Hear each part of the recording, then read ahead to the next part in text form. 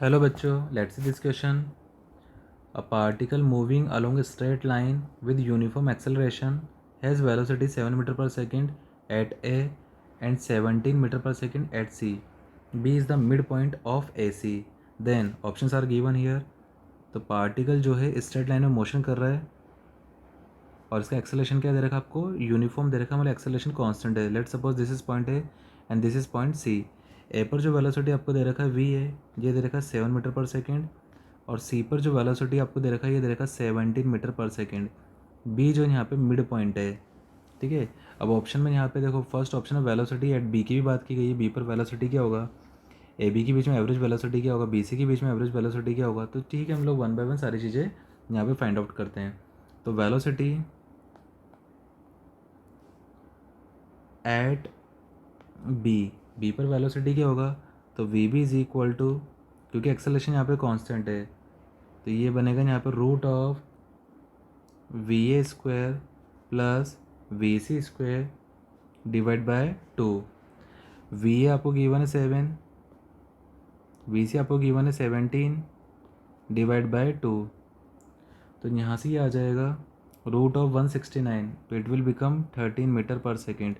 तो बी पर जो वेलोसिटी होगा वो होगा 13 मीटर पर सेकेंड, जबकि इसने ऑप्शन ए में बोला 12 मीटर पर सेकेंड, तो इसका मतलब ऑप्शन ए यहाँ पे रॉन्ग होगा. आगे हम लोग बात करते हैं average velocity between A and B. तो average velocity from A to B.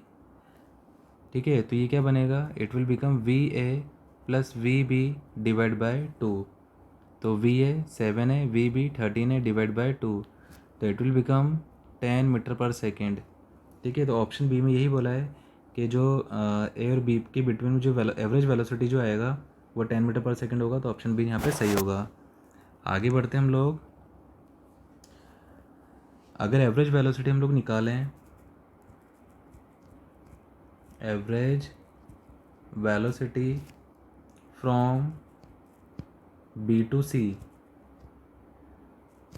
तो ये आ जाएगा यहाँ पे V B plus V C divide by 2.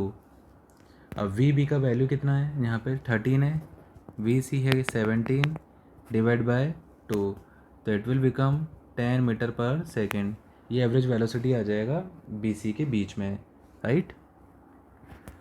Sorry, ये आएगा 13 plus 70, 30 divide by 2 that is 15. ये बनेगा यहाँ पे 15 मीटर पर सेकेंड.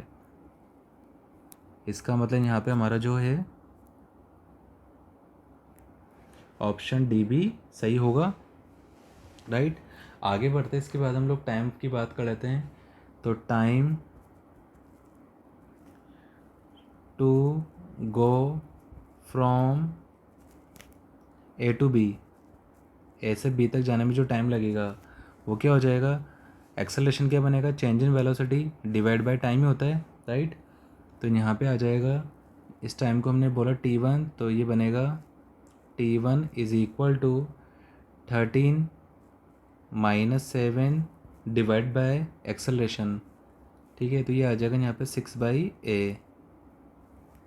इसके बाद में अगर बात करें हम लोग time to go from B to C, तो ऐसे हम लोग यहाँ पे T2 से रिप्रेजेंट कर रहे हैं, तो ये आ जाएगा यहाँ पे 17 माइनस 13 डिवाइड बाय a, तो it will become 4/a, right.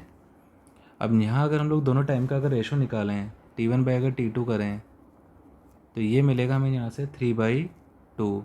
इन दोनों टाइम का जो रेशो आएगा. ऑप्शन सी में क्या बोला? The ratio of time to go from A to B to that from B to C is 3:2.